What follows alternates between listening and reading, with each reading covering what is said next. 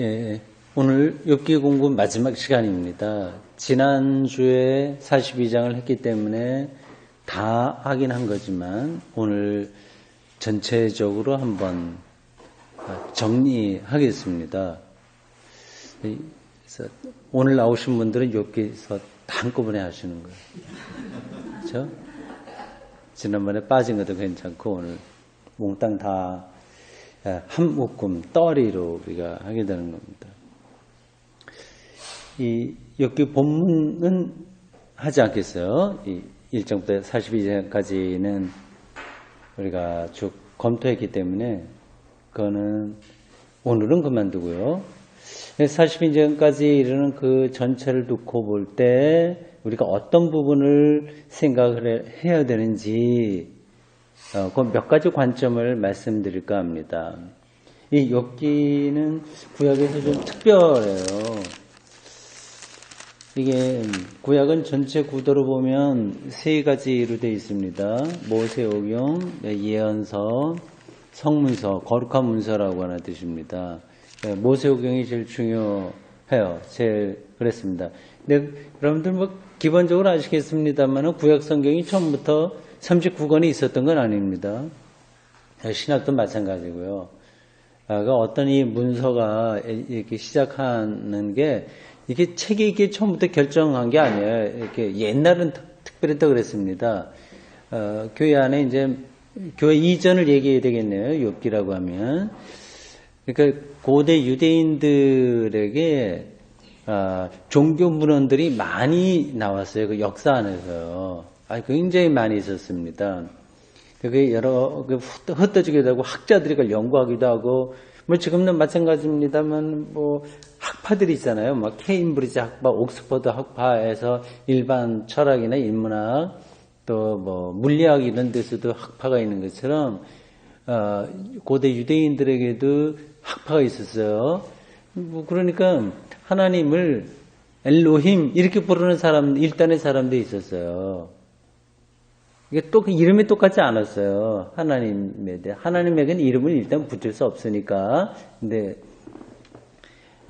이런저런 여러 가지 이름으로 좀 형평상 부르기도 하고 또 근동에 있었던 어떤 다른 신들의 이름을 좀 빌려오기도 하고 몇 가지 그러한 것들을 통해서 이 파가 좀 여러 개 있었습니다. 그건 아주 자연스러운 거예요. 그러니까 하나님의 뜻을 어떤 한 사람이 딱 독점해서 하나님이 이렇다 얘기할 수는 없는 거죠. 여러 생각들이 이제 시작을 해갖고 쭉 내려왔습니다. 그러니까 하나님을 엘로힘으로 부르냐, 야훼로 부르냐, 아도나이라고 부르는 데도 있었고요. 그리고 이제 제사장 그룹이 있어서 그 사람들이 또 어떤 전통을 이루고요. 그게 많이 있었습니다. 그런 것처럼 여러 고대 유대인들에게 문서들이 있었는데 세월이 지나면서 어떤 거는 중요하게 다루고 어떤 거는 그렇지 않게 다루게 돼요. 그건 자연스러운 거죠. 하나님 말씀에 정말 이거는 틀림없다 이렇게 생각하는 거는 어디서나 다 그걸 인정해서 받아들이는 거고 어떤 데 보면은 좀 약간 그렇게 약해 보여요. 그래서 그건 이제 덜 좋아하게 되고. 근데 그렇게 고대 유대 역사에서 여러 종교 문헌들이 이렇게 저렇게 평가를 받으면서 내려왔습니다. 가장 먼저 하나님의 말씀으로 모두가 인정한 성경이 뭐겠어요? 그게 이제 모세오경이에요. 모세오경. 그러니까 모세라고 하는 이름도 거기 들어간 거 보니까 벌써 권위가 있는 걸로 우리가 알 수 있죠. 그래서 모세오경은 유대인들에게 제일 먼저 이 하나님의 말씀으로 인정을 받은 거예요. 캐논이라고 합니다. 정경으로 이렇게 받았죠. 두 번째 단계가 예언서예요. 예언서. 세 번째 단계 늦게까지. 이렇게 바벨론 포로 이후까지도 이걸 성경으로 하냐 마냐 논란이 많았던 것이 성문서예요. 그러니까 문학적인 요소가 많이 있는 그러한 성경입니다. 거기에 이제 욥기가 들어가게 되는 거죠. 물론 그렇게 이제 지나오면서도 이게 39권이 처음부터 있었던 건 아니고요. 그건 여러 가지로 형편에 따라서 지역에 따라서 다르게 자기들이 성경을 이렇게 선택했습니다. 그리고 70인역이라고 해서 그거는 이제 유대 디아스포라 사람들을 위해서 헬라어로 번역한 성경도 있고요. 네, 그렇습니다. 좀 옆으로 말이 제가 옆으로 나갔는데 이 욥기서가 성문서 중에 속해요. 그러니까 경전으로서의 권위는 높게 써요, 낮게 써요? 당연히 낮아요. 그러니까 이걸 처음부터 가장 권위 있는 하나님의 말씀으로 유대인들이 생각하지 않았던 겁니다. 나중에 이제 인정받게 되는 거죠. 경전으로서의 위치는 좀 약한 편이지만 신학적인 의미는 굉장히 깊습니다. 시편 같은 거 여도 어디에 속하겠어요? 구약성경의 세 가지 분류로 한다면 모세오경, 예언서, 성문서, 당연히 성문서죠. 예. 시편 같은 것도 얼마나 신학적인 의미가 깊습니까? 거기 이게 시편도 그렇고 욥기도 그렇고 뭐 등등등등 이런 건 초기 기독교 안에서도 아주 중요하게 다루지던 많이 읽던 그런 성경이었습니다.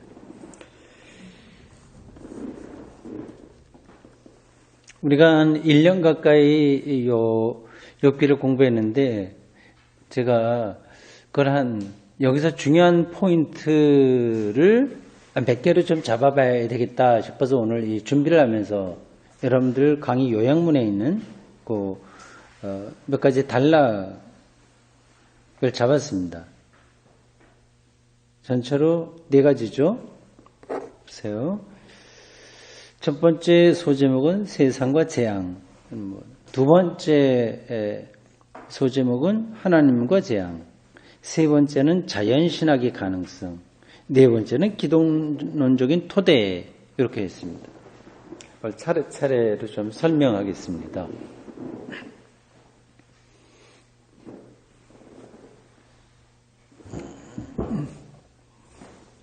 잠깐 제가 난로를 좀 회전을 시켜야 되겠네요. 예.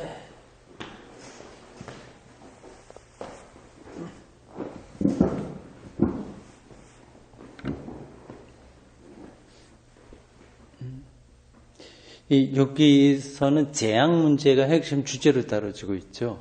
인간에게 임하는 재앙입니다. 재앙이 왜 일어나는지 참 안타깝죠.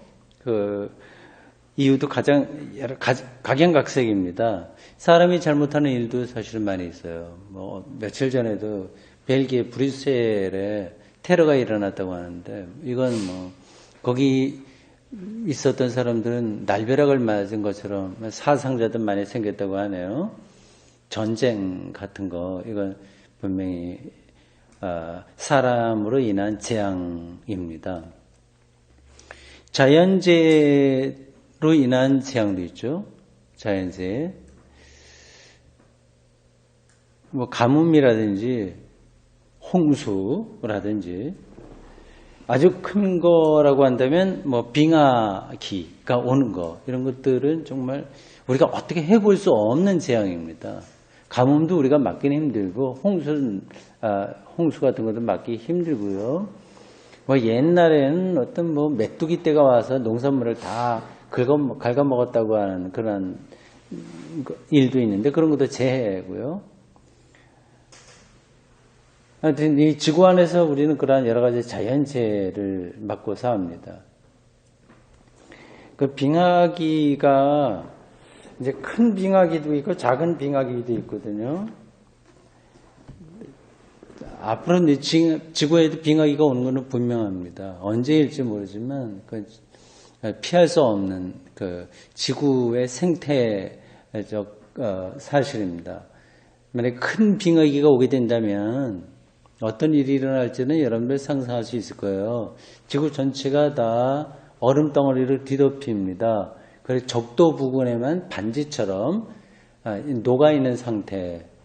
아니면 더 심하면 거기까지도 다 얼음이 덮일 수 있겠죠. 그게 어느 정도 강하냐 하는 거는 뭐 우리가 어떻게 예측할 수 없습니다.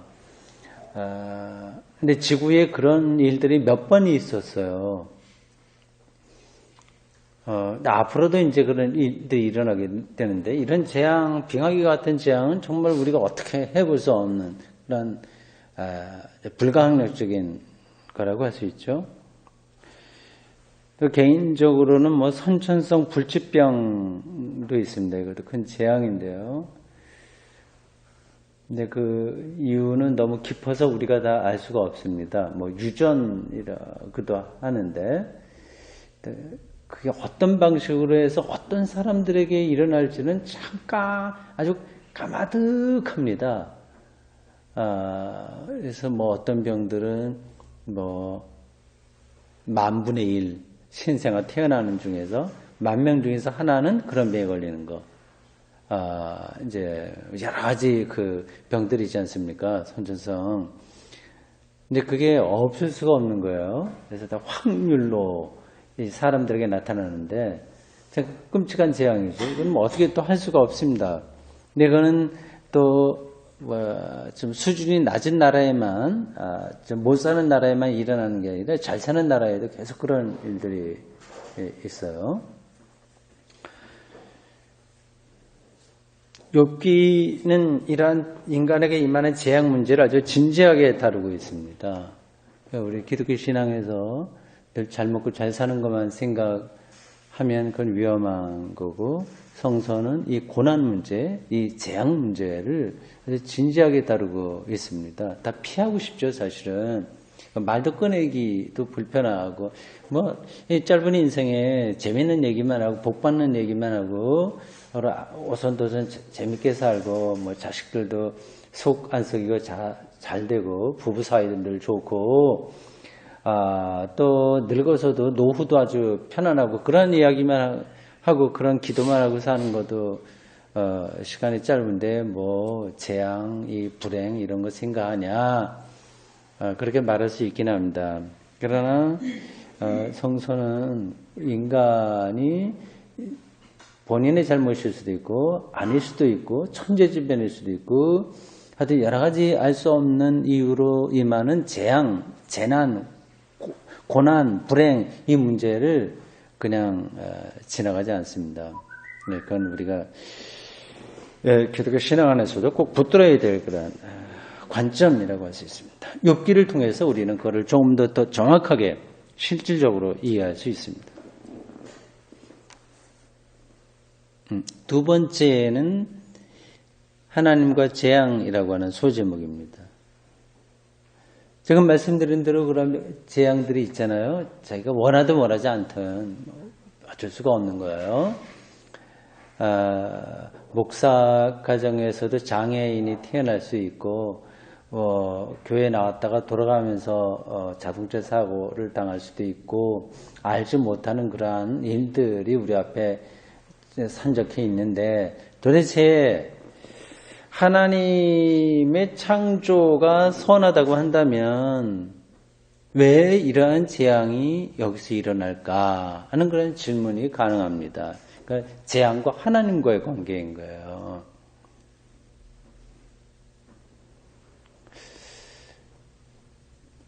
성서가 말하는 대답은 죄예요. 죄. 이 고난, 재앙, 이거는 총체적인 인간 삶을 파괴하는 사건들인데, 그것에 대한 근원적인 대답은 죄입니다. 우리가 여태까지 욥기서를 통해서 보았듯이 욥의 친구들도 욥이 당한 재앙의 책임 이유를 뭐라고 그래요? 죄라고 얘기하잖아요. 우리는 그게 틀렸다고 얘기하지 않습니까? 근데 성경은 또 죄라고 얘기를 하는 거예요. 그러니까 조금 이게 복잡한데 그걸 좀 정리를 좀 해야 되겠습니다.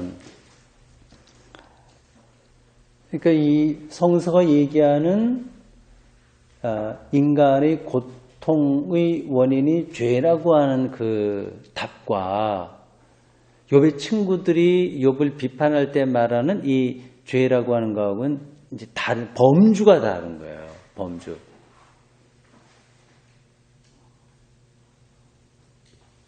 그래서 성경이 인간이 감당해야 될 여러 가지 고난의 이유와 근거를 죄라고 하는 거는 여러분들 알고 계시죠? 그런 이제 선악과 문제부터 시작해서 다 아주 뿌리로부터 이제 그런 이야기가 자리를 잡고 있습니다. 그래서 선악과 때문에 낙원을 쫓겨나고 신락원 되고, 그리고 사람은 노동을 해야지 이제 먹고 살 수 있고, 여자들은 상고의 고통을 겪어야 되고, 하여튼 그러한 인간의 이 땅 위에서 당하는 여러 가지 그 실존적인 어려움들의 이유를 성서는 이제 죄라고 이야기합니다. 이 욥의 친구들이 욥을 비판할 때 한 말도 바로 그런 거고요. 방금 제가 말씀드린 대로 이거는 말은 이제 비슷한 건데 범주가 다르다고 하는 거를 좀 구분해서 봐야 된다. 범주가 다르니까 이 두 입장을 좀 구분해서 봐야 된다, 그 말씀입니다. 그러니까 성서가 말하는 그 죄는 이런 뜻이에요. 네가 잘못했으니까 너 죄졌어. 네가 잘못해서 죄다. 그러니까 어떻게 해야 돼? 이제 그런 뜻이라기보다 여러분들 잘 이해를 하셔야 됩니다. 잘못한 거 이거 뻔뻔스럽게 내가 잘못한 거 아니다 그렇게 해도 된다는 뜻이 아니라 지금 성서가 그 죄 문제를 어떤 범주에서 말하냐 그걸 설명하려고 하는 거예요.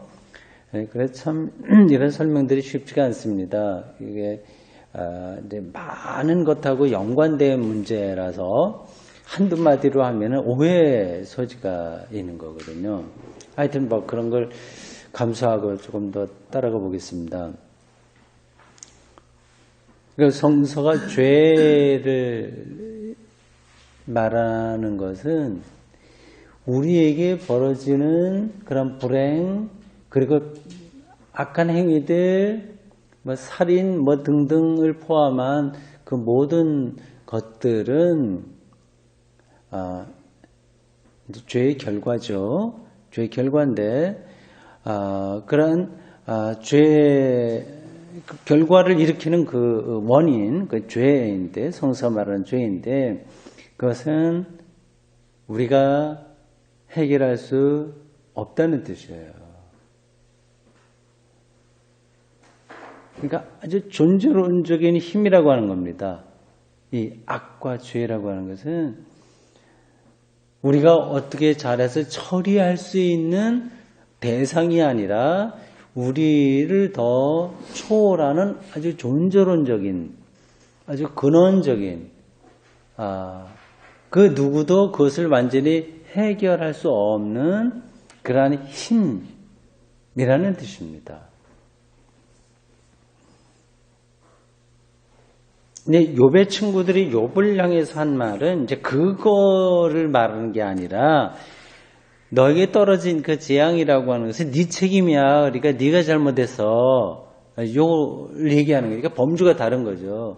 성서가 말하는 죄에는 더 존재론적인 그런 범주라고 한다면 이 욥의 친구들이 욥을 향해서 한 비판은 하나의 윤리적인 범주라고 할 수 있습니다. 그러니까 성서의 존재론적인 범주, 이거는 아주 근원적인 힘이 여기 작동한다고 하는 그 사실과 욥의 친구들은 욥에게 임한 그러한 그 재앙을 그 사람의 책임으로 돌리는 그런 거기 때문에 이건 범주가 다르다. 그래서 좀 구분해서 봐야 됩니다. 다시 그 두 번째 항목의 근본적인 질문을 다시 한번 해보죠. 근데 하나님이라면 전능하신 분이고 한데 왜 그 죄를 없애지 못하셨을까? 그리고 그것으로 인한 혹은 우리가 알 수 없는 것으로 인한 재앙과 불행, 고난 이런 것들을 왜 막지 못하셨을까? 그런 질문을 할 수 있어요. 이건 내가 당한 그런 고난만이 아니라 옆에 사람들에게도 많이 일어나니까 참 딱한 일이란 말이에요. 왜 그랬을까요? 하나님은 그럴 생각이 없으신가요? 하나님이 창조한 세계에 일어나는 불행을 왜 그냥 놓아두시는가 하는 그런 질문인 겁니다. 만약에 하나님이 전능하다면 그 모든 걸 다 할 수 있잖아요. 사랑이라고 한다면 정말 무고한 자의 그런 어려움들을 정말 도와주셔야 되잖아요. 그래서 그런 모든 어려움들을 이길 수 있게 해주셔야 되는데 왜 안 하실까 하는 거죠. 욥기에 보면 욥의 이 재앙을 누가 와서 한 거죠? 마귀인가? 이름이 뭐예요? 사탄이 한 거죠. 근데 재미있게도 사탄이 자기 마음대로 한 게 아니라 하나님의 허락을 받아요. 좀 많아갔죠. 어떻게 보면. 어쨌든 그 이야기에서 하나님 허락합니다. 그래, 그 욥의 목숨만은 건드리지 말고 네가 하려면 마음대로 해봐라. 이렇게 이제 이러한 하나님의 허락하에서 사탄이 이런 일을 했다고 하는 것은 이러한 욥에게 임한 재앙, 우리 주변에서 일어나는 것이 다 포함해서요. 정말 태어나면서부터 아주 극심한 장애를 받아서 평생 일어나지도 못하는 사람들이 있지 않습니까? 그리고 아주 그 지능이 아주 떨어지게 태어나서 평생 동안 사람 노릇하지 못한, 우리가 판단할 때 사람 노릇하지 못하는 사람들과 그 가족들도 다 있지 않습니까? 근데 그런 것마저 하나님의 허락을 받은 사탄의 일이라고 한다면 이 책임이 결국 하나님에게 있지 않냐, 이러한 논리가 성립되는 거죠. 안 그런가요? 그렇죠. 우리 교회 책 읽기 모임에서 요번 달 말고 그 앞달에 이제 읽은 책이 주제 사람하고의 카인이라고 하는 그런 책이에요. 제가 몇 번 언급을 했습니다만 사람하고의 논리가 그겁니다. 논리고 자시고 이제 그거는 논리라기보다도 문학적인 상상력을 통해서 강하게 자기의 입장을 주장하는데 뭐 여리고성, 아이성 이런 데서 뭐 수많은 사람들 몰살당하잖아요. 그거를 이제 하나님이 하라고 한 것으로 이제 성경이 말하고 있는데 그런 것도 겸해서 다 해서 결국 그 성에서 죽은 한 아이의 책임도 당신이 아니냐 이렇게 이제 따지고 드는 거죠. 그런 주장들이 터무니없는 것은 아니거든요. 여러분들 그런 얘기를 들을 때 어떻게 대답을 하세요?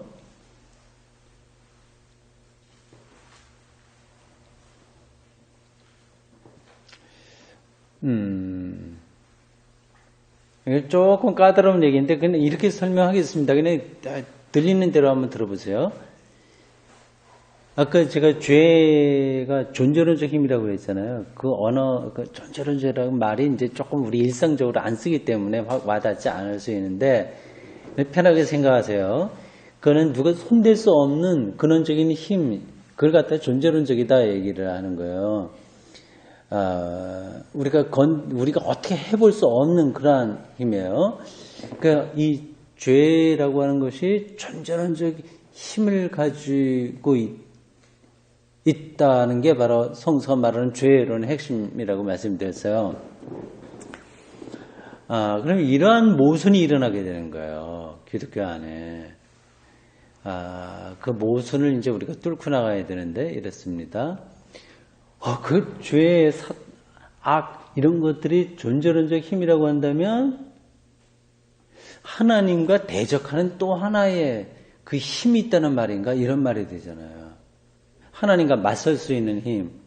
하나님도 어떻게 할 수 없는 그런 악한 존재론적 힘이 존재론적 악과 죄가 인간의 삶을 파괴한다고 한다면 그러면 하나님이 절대자인데 그 말고 또 하나의 악한 절대자가 있던 선한 절대자가 있고 악한 절대자가 있어서 그래서 이 세상이 이렇게 소란스러운 건가 이렇게 생각할 수 있잖아요.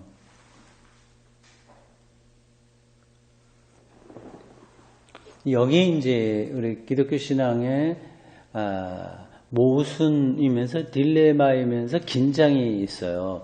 우리는 하나님에게 필적할 만한 또 하나의 악한 절대적인 힘이 있다고 생각합니까? 안 합니까? 안 해요. 안 하는데 이 악은 또 절대적인 능력으로 우리의 삶을 파괴하고 있어요. 이걸 이제 수학 계산으로 하면 모순되는 겁니다. 근데 기독교 신앙은 그 모순을 그대로 안고 있습니다. 이게 오직 절대자는 한 분 이거를 명제를 가지고 있으면서 우리의 삶을 파괴한 악도 또 하나의 존재론적 힘으로써 이 세계를 파괴하고 있다고 하는 겁니다. 그 욥기 조금 방금 얘기한 안에 이제 조금 우화식으로 하나의 그 동화식으로 표현된 거예요. 하늘에 천상회의가 열려졌는데 사탄이 가서 하나님이 욥을 자랑하자 그 사람 하나님이 이렇게 복을 주니까 그렇지요 해갖고 뭐 허락을 받아서 욥을 삶을 파괴하지 않았습니까? 그러니까 하나님의 허락을 받은 악한 사탄의 행위 예요.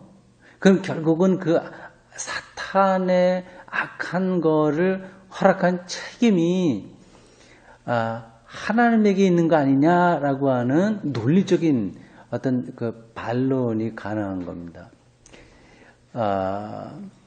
여기에 대해서도 이제 그냥 긴장을 안고 있는 거예요. 하나님은 선해요. 그럼에도 불구하고 악마저도 하나님의 통치 안에 있는 거죠. 악도 하나님의 통치 안에 있다고 한다면 하나님은 완전한 선한 게 아니네 이렇게 생각할 수 있는데 그렇지 않습니다. 그 악마저도 하나님의 통치와 지배를 받는다는 그 관점을 확실하게 붙들고 있으면서 이 땅에서 벌어지는 불행과 재앙을 그 사탄, 악마의 존재론적 힘으로 설명하고 있는 거죠. 설명하기 쉽지 않네요. 근데 좀 전달이 됐습니까? 예.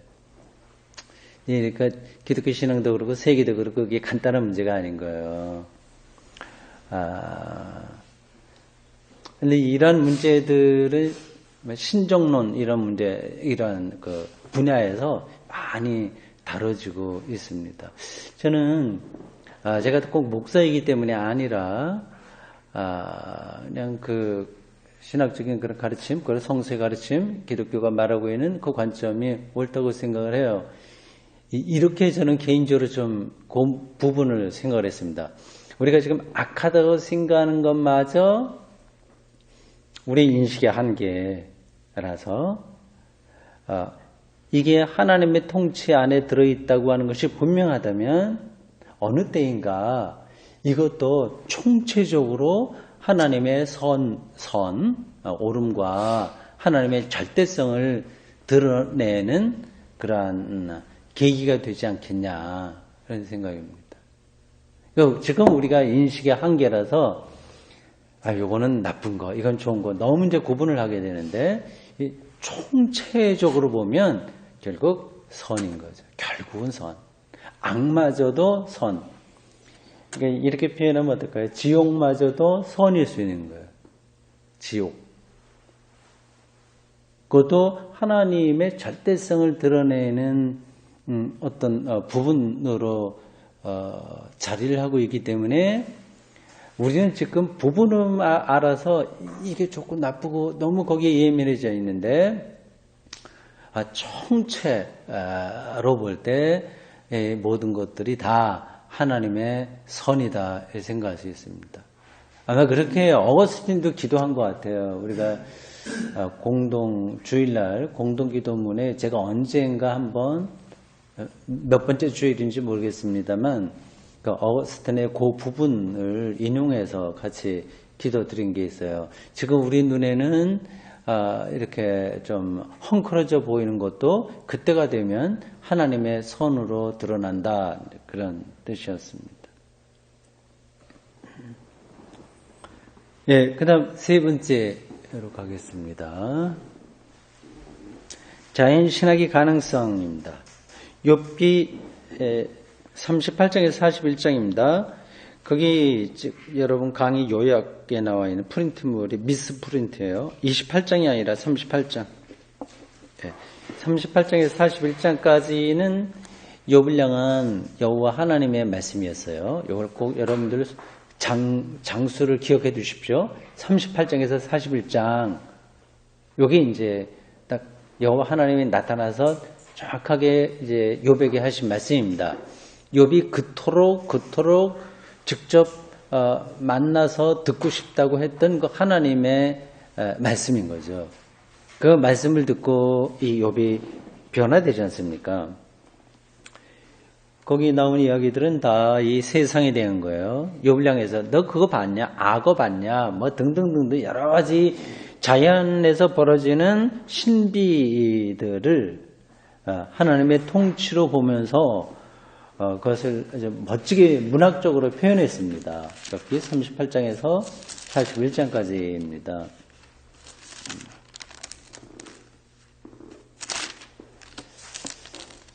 보시죠.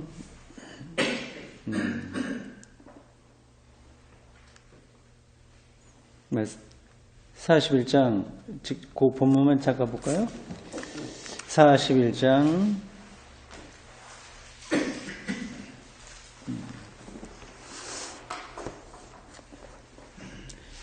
1절에서 8절까지 이거 같이 한번 읽어보겠습니다. 네가 낚시로 리워야단을 끌어낼 수 있느냐? 노끈으로 그 혀를 맬 수 있겠느냐? 너는 밧줄로 그 코를 꿰 수 있겠느냐? 갈고리로 그 아가미를 꿰 수 있겠느냐? 그것이 어찌 네게 계속하여 간청하겠느냐? 부드럽게 네게 말하겠느냐? 어찌 그것이 너와 계약을 맺고 너는 그를 영원히 종으로 삼겠느냐? 네가 어찌 그것을 새를 가지고 놀듯 하겠으며 네 여종들을 위하여 그것을 메어 두겠느냐? 어찌 장사꾼들이 그것을 놓고 거래하겠으며 상인들이 그것을 나누어 가지겠느냐? 네가 능히 많은 창으로 그 가죽을 찌르거나 작사를 그 머리에 꽂을 수 있겠느냐? 네 손을 그것에게 얹어보라. 다시는 싸울 생각을 못하리라. 아멘. 이건 악어로 볼 수 있는 어떤 동물에 대한 묘사예요. 이거 보면 간단한 이야기입니다. 세상이 신비롭다, 놀랍다, 뭐 그런 건데, 이건 이제 고대인들의 눈에나 그렇게 보이지, 지금 우리는 이 모든 것들을 다 잘 알고 있다, 그렇게 생각할 수 있어요. 근데 그런 식으로 보면 좀 곤란합니다. 근데 이게 고대인들의 시각이긴 한데, 이 자연에 있는 하나님의 고유한 그 통치와 그 신비에 대한 시각인 거예요. 그걸 이제 자연신학이라고 얘기할 수 있습니다. 자연신학. 네이처 티올로지 이렇게 말할 수 있어요. 자연신학입니다. 다시 말씀드리지만 어디 산에 올라갔더니 아름답더라.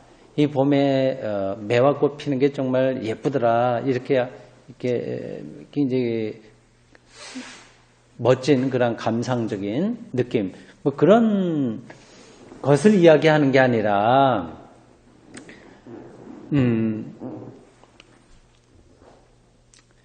훨씬 더 근원적인 어떤 이야기를 하고 있어요. 한마디로만 그걸 얘기하면 세계를 비밀로 이해하는 거예요. 비밀. 그 시각인 거예요. 그거는 그 비밀은 아주 근원적인 거라서 그래 좀 가까이 가면 아는 게 아니라 어떤 일이 벌어져요? 가까이 가면 더 모르는 게 많다는 게 드러날 뿐인 거예요. 이 세계는.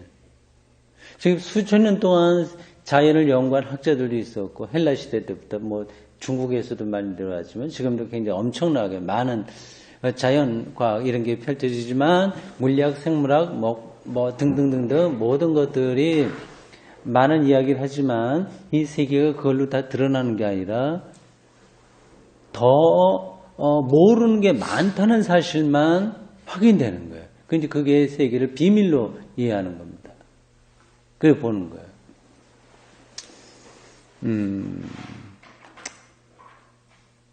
근데 왜 그러냐면 이제 그게 하나님의 창조이고 그 전체로 하나님을 드러내는 하나님의 계시이기 때문에 그렇습니다. 표현이 좀 신학적인 거라서 좀 와닿지 않을 것 같네요. 좀 그 부분은 좀 간단하게 줄이겠습니다. 그러니까 이 자연신학은 단순하게 뭐 아름답다, 어떻다, 세계를 더 생태학적으로 잘 보호해야지 이런 차원이 아니라 이 세계의 비밀 속으로 더 깊이 들어감으로써 하나님이 이 세계를 창조했다고 하는 사실, 그리고 완성한다고 하는 사실, 그리고 종말의 새로운 세계가 우리들에게 시작된다고 하는 사실 속으로 들어가는 그러한 학문적인 작업이라고 할 수 있습니다. 자연신학이 바로 그런 거죠.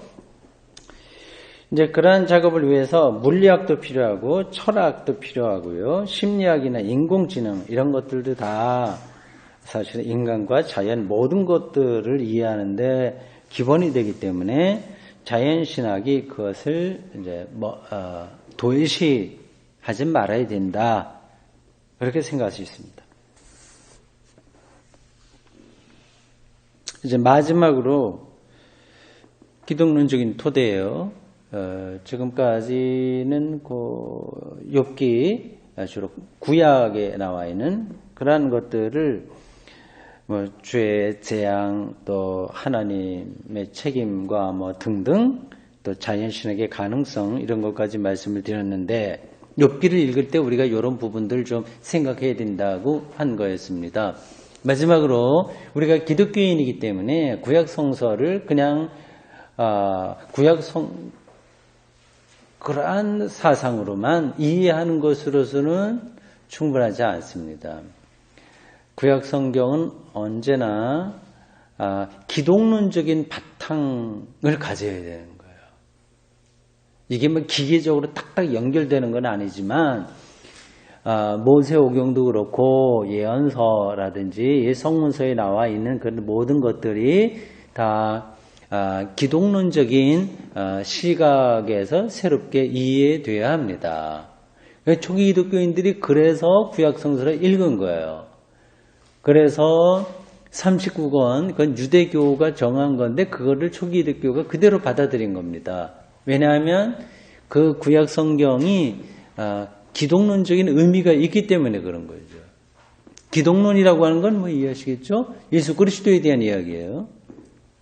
그러니까 예수님을 그리스도로 우리가 고백을 하기 때문에 욥기에 나와 있는 이러한 이야기들을 예수 그리스도의 관점에서 우리가 이해해야 된다고 하는 겁니다. 여러분 거기 강의 요약문 그 네 번째 단락의 셋째 줄도 잠깐 보십시오. 이 고난 문제가 욥하고 예수님하고 어떻게 연결되는지를 간단하게 거기 정리했어요. 욥도 고난당했지 않습니까? 무고한 자의 고난을 당한 거고 예수님도 무고한 자의 고난이에요. 그러니까 신구약 통틀어서 무고한 자의 고난에 결정적인 분이 예수님이라고 할 수 있습니다. 근데 양쪽 똑같이 무죄한 자의 고난을 이야기하고 있긴 있는데 그러나 차이가 있는 거죠. 욥은 자기의 개인적인 재앙 때문에 전통신앙에 저항했죠. 전통신학이라고 하는 것은 뭐죠? 지혜 전통이에요. 그런 것에 저항했다고 한다면 예수님은 인류 구원을 위해서 기존의 유대 전통에 저항한 그러한 분이십니다. 그리고 욥은 자연신학이 이야기하고 있는 그 하나님의 존재 신비를 통해서 그 앞서 제가 중요하다고 말씀드렸던 38장에서 41장까지의 내용에 근거한 건데 이제 거기에 근거해서 무고한 이의 고난 문제를 극복할 수 있었어요. 그렇죠? 그건 우리가 욥기서 결론에서 본 겁니다. 38장에서 41장까지의 말씀을 듣고 욥이 이제는 하나님을 귀로 듣는 게 아니라 이제는 눈으로 본다 그렇게까지 고백하지 않습니까? 극복할 수 있었다고 한다면 예수님은 하나님 나라에 대한 절대적인 신뢰에 근거해서 자신에게 임한 십자가의 운명을 받아들일 수 있었습니다. 이렇게 이제 욥기를 기독론적으로 우리가 어떻게 해석할 수 있냐 하는 하나의 관점을 여러분들에게 말씀드린 겁니다. 자, 이제 다 됐습니다. 다시 한번 쭉 강의 요약문을 보십시오. 네 가지로 정리했어요. 세상과 재앙. 재앙 문제를 우리는 나 몰라라 그리고 나에게 일어나지 않았기 때문에 상관없다가 아니라 적극적으로 거기에 신앙의 관점을 두고 봐야 된다고 하는 거였습니다. 이 세상에 일어나는 여러 가지 재앙과 불행에 교회가 책임적인 자세로 임해야 되겠죠. 예, 하나님과 재앙 부분에서 여기서는 이 악마저도 결국 하나님의 통치 안에서만 가능하다고 하는 것. 결국 그러니까 기독교 신앙은 또 성서 신앙은 이 악 앞에서 두려워 떨겠어요? 그렇지 않겠어요? 그렇지 않은 겁니다. 당장은 힘들죠. 힘든데 그것은 이제 뭐라고 표현해야 될까? 부처님 손에 있는 손오공이라고 할까요? 기껏 악은 해봐야 하나님의 허락하에서만 자기의 힘을 발휘할 뿐이다. 이제 궁극적인 승리는 하나님에게 있는 거다. 그 사실입니다. 세 번째, 자연신학.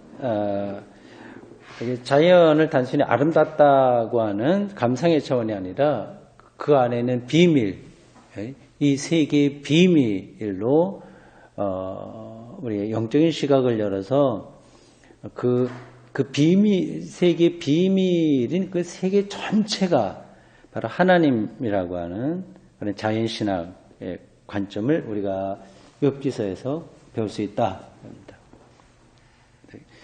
네 번째, 기독론적인 토대. 예수 그리스도의 이 고난이 욥기를 비롯한 구약 전체에서 나오는 무죄한 이들의 고난을 하나로 묶어주면서 그리고 극복할 수 있는 그러한 결정적인 계기다. 그래서 우리는 예수님의 십자가가 인류 구원의 길이다. 이렇게 믿을 수 있습니다. 기도하겠습니다. 주님, 욥기서 42장까지 지난주까지 다 배우고 오늘 전체를 저희들이 다시 한번 신학적인 관점에서 몇 가지 요점을 나누어서 정리했습니다. 하나님의 말씀을 저희들이 때에 따라서는 낯설게 느끼기도 하고 친숙하게 느끼기도 하고 어렵게 느끼기도 하고 아주 이해하기 좋게 느끼기도 하는데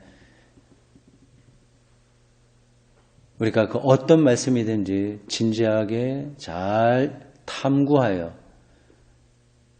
우리 영혼에 좋은 양식을 삼도록 저희를 인도해 주십시오. 이렇게 긴 시간 동안 욥기 공부에 동참한 우리 모든 말씀의 동역자들에게 그 동지들에게 주님께서 신령한 은혜를 더욱더 허락해 주십시오. 고난주간을 보내고 있습니다. 다가올 부활절의 기쁨을 우리의 마음 깊이 간직하지만 현실에 당하는 고난도 또한 우리가 외면할 수 없습니다. 예수님의 십자가 고난과 부활의 영광이 우리의 삶을 죽음에 이르기까지 이끌어가는 온전한 그리고 우리가 의존해야 될 힘인 줄로 믿습니다. 우리를 붙들어 주십시오. 예수님의 이름으로 기도합니다. 아멘.